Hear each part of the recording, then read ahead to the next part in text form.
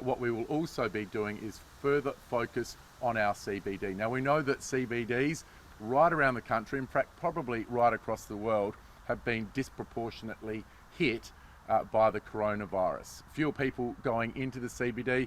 You would have noticed that as of Thursday last week, we started to get people back into the offices gradually, with 25% now heading back in, and we hope to be able to increase that in the coming weeks. But in addition to that, we want to support the Adelaide City Council. I've just been on the phone this morning to the Mayor, Sandy Verschoor. She is absolutely delighted with what we've been able to negotiate over the last couple of weeks. First of all, $1 million going to the Adelaide City Council for Unleashing Adelaide, which will be a series of programs which will be focused on over the coming months to really get people back into the CBD in a safe way, but certainly in a way to support those businesses that have been adversely affected. We're going to provide free public transport from midday on Friday right through to midnight on Sunday night, right throughout the festival and fringe period.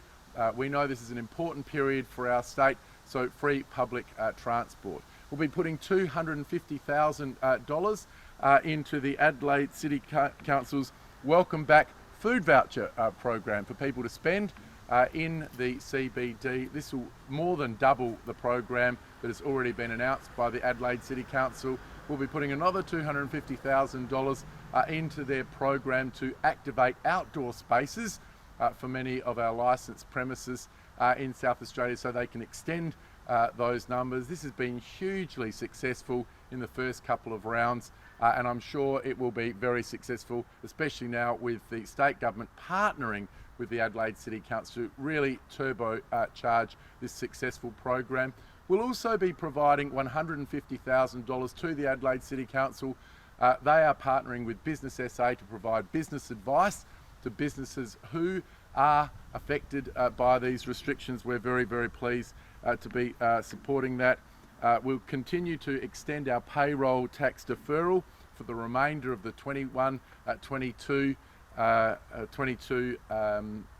financial year for tourism and hospitality businesses and gyms and other businesses impacted by the 1 per 7 square metre density restrictions upon application to RevenueSA.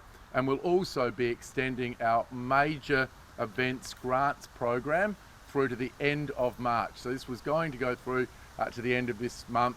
Clearly the restrictions are still having an adverse effect on the major event sector, so we'll extend that through to the end of March. Look, this is another practical example. I think we're still the first state in the country who has put out a support and stimulus package.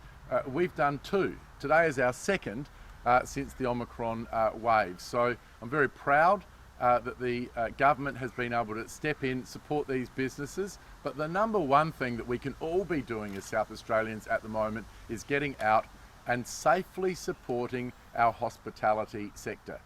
They've been doing it tough, but they're very professional, they're very capable. It is safe to go out. There are COVID marshals on all of those sites. You still need to QR code check in when you're going to those sites. We know that it is safe to go out. We have reduced that density restriction from 25% now to 50%. And so we are hoping that people will book into their favourite cafe, restaurant, bar, pub or club in the coming weeks and provide that support to a sector which has been doing it extremely tough.